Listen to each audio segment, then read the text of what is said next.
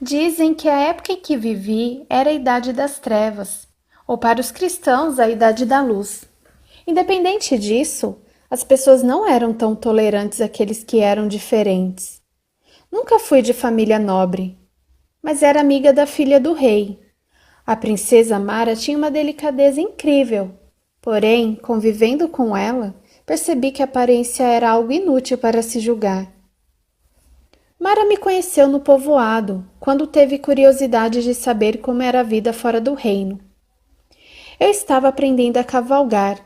Meu pai sempre se decepcionava quando não comandava direito o meu cavalo. Não tinha esse dom. Então, estava treinando e meu cavalo quase derrubou um dos guardas. Quase pisou em sua cabeça. A carruagem parou. A princesa irritada desceu para ver o motivo da demora. Levei um susto e grande tempo para entender o seu olhar vazio. Não era nem triste nem alegre. Apenas não expressava nada. Transmitia certo medo.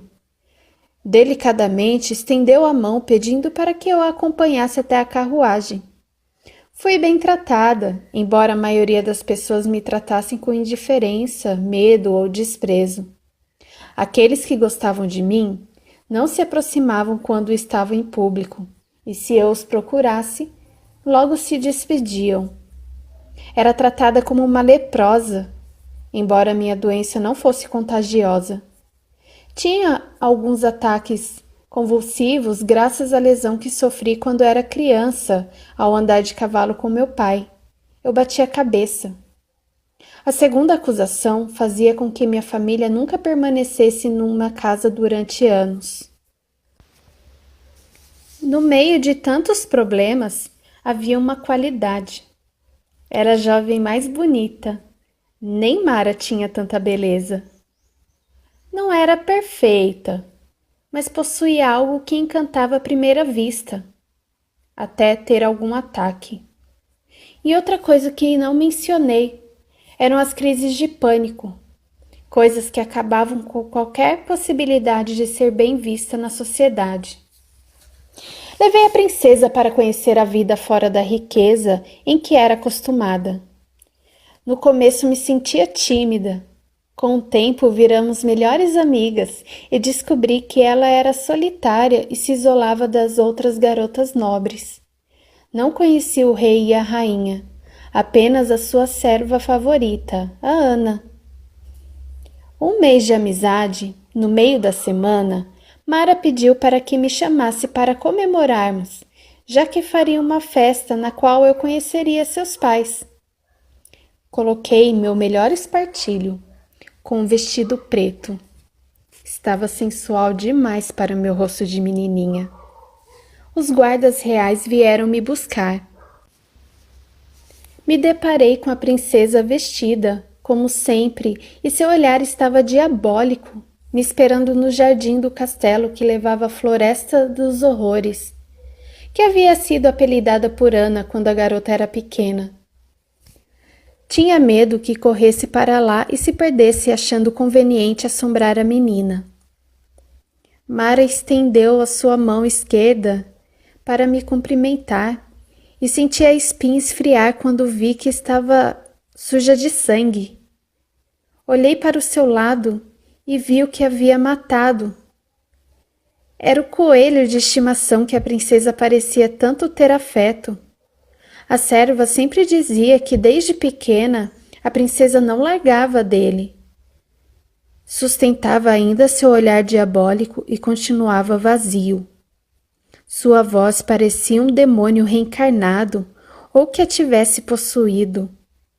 Deu um sorriso sarcástico e malicioso, dizendo: "Quer conhecer meus pais, especialmente minha mãe, Alice?" Logo mostrou um relógio sujo de sangue. Limpou em sua própria roupa, dizendo que eu teria tempo para pagar por minha beleza, que ninguém poderia ser mais bela que ela. Antes que eu perguntasse qualquer coisa, senti que meu estômago estava prestes a devolver tudo o que havia comido, e minha pressão caiu. Por alguns segundos meu mundo apagou. Quando abri os olhos, um coelho antropomórfico com dentes afiados me encarava com seus olhos vermelhos e apenas um ponto preto que dava a sensação de que iria me matar. Tentei me levantar para correr dele, mas ligeiramente o monstro segurou meus braços, puxando até a beira de um buraco aparentemente muito fundo. Já não tinha forças para levantar, principalmente para lutar com ele. Estava com a roupa suja de sangue por causa da violência do coelho. Espere, senhor coelho! Gritava de dor, tentando ser mais agradável para não despertar ainda mais a sua ira. Comecei a tremer e, graças a isso, tive um ataque de convulsão. Quando percebi, estava despertando com a cabeça sangrando num lugar completamente bizarro. Mesmo com tonturas, me levantei me segurando na parede. Achei um pote com água e bebi. Tudo ficou estranho, mas continuei caminhando para achar logo uma saída. Haviam 2 caminhos. Um deles era sem saída e outro tinha uma placa escrita: Corredor Mágico. Mesmo com medo, resolvi segui-lo. Ficar parada poderia ser pior e aquele bicho poderia me matar. Peguei uma lanterna que estava no chão, que funcionava ainda. O corredor era escuro. Ao iluminar a parede, via marcas de sangue e como se alguém tivesse arranhado. Era um cheiro horrível.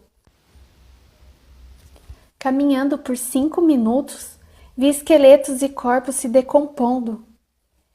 Gritei e deixei cair a lanterna. Comecei a tatear o chão e minha mão se misturou com cabelos. Levei 1 minuto para achá-la e corri. A batida que levei no joelho me fez parar.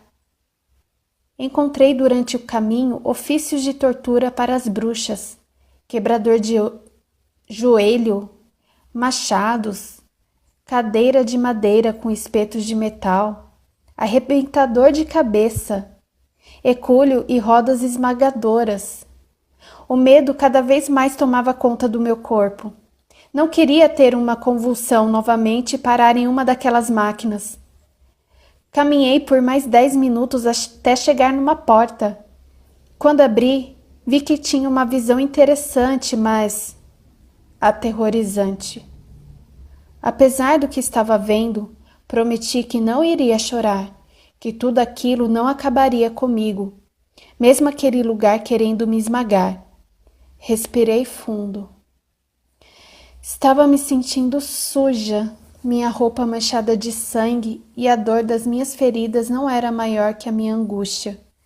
Não vou negar que por um momento queria ter morrido de maneira rápida. Parecia a floresta do castelo da princesa Mara.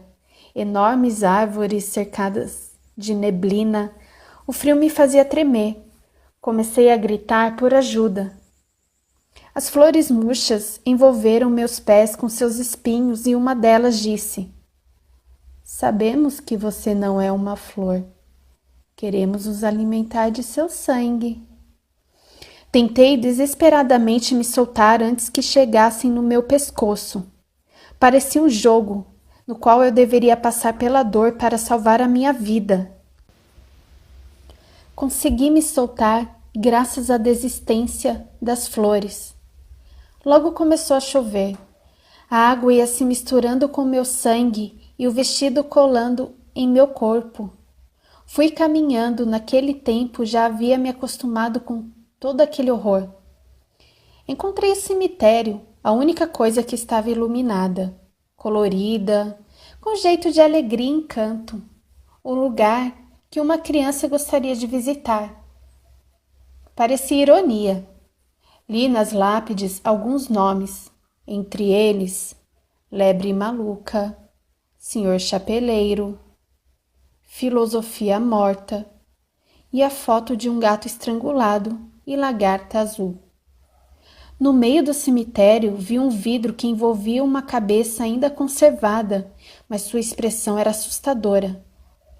Estava identificada como Lewis Carroll, o pedófilo. Os olhos do estranho se abriram e ele sorriu com os dentes afiados. Que garota bonita! Venha! Saí correndo. Quanto menos me machucar seria melhor, obviamente. Os túmulos começaram a se mexer e algo mágico aconteceu.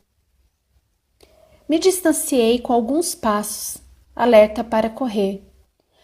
As tampas dos túmulos se abriram e de dentro saíram homens com corpo de valetes.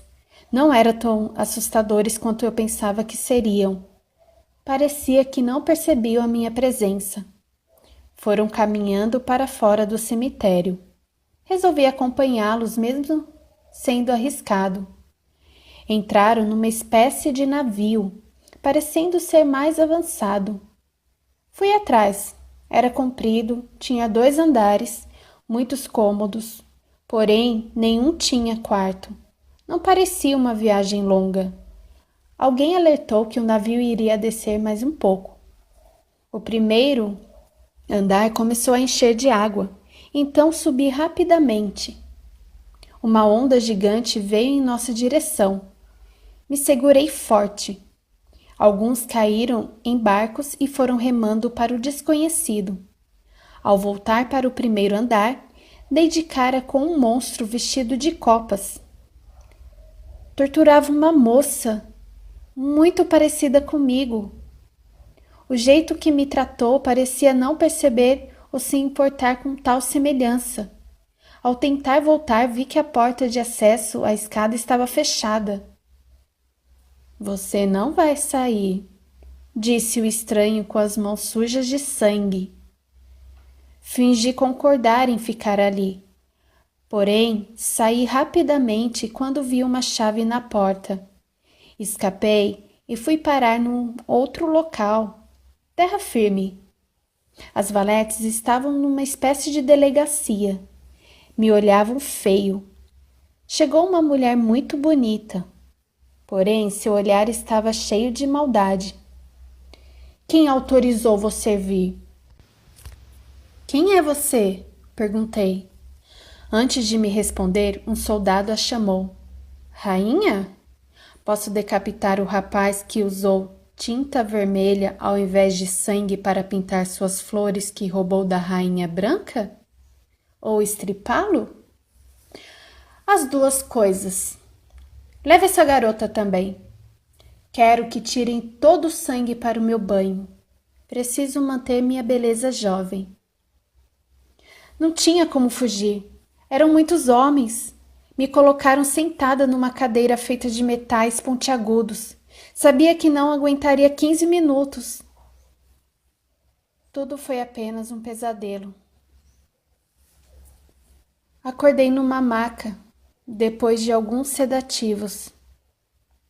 Levei um susto quando olhei para o meu reflexo no espelho. Meu rosto estava todo desfigurado. Havia caído em cima de um espelho da princesa que logo foi considerada como a mais bela do reino. Conheci algumas meninas que conviveram com Amara. Todas já foram consideradas as mais lindas, porém a rainha obrigou os pais de cada uma, quando eram crianças, a tomarem uma poção que danificava o cérebro ou algum órgão muito importante, dizendo que era um remédio para que ficassem fortes e servirem a futura princesa. Já que não podia matá-las e despertar a ira do povo, faria com que chegassem ao ápice da loucura quando fizessem amizade com sua filha. Como Mara me fez delirar tanto naquele dia, eu não sei. A única coisa que sei é que nesse sanatório somos abusadas e tratadas como bichos, com choques e socos.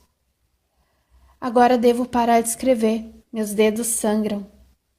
A rainha de copas e o coelho assassino não param de me olhar. Acho que serei decapitada.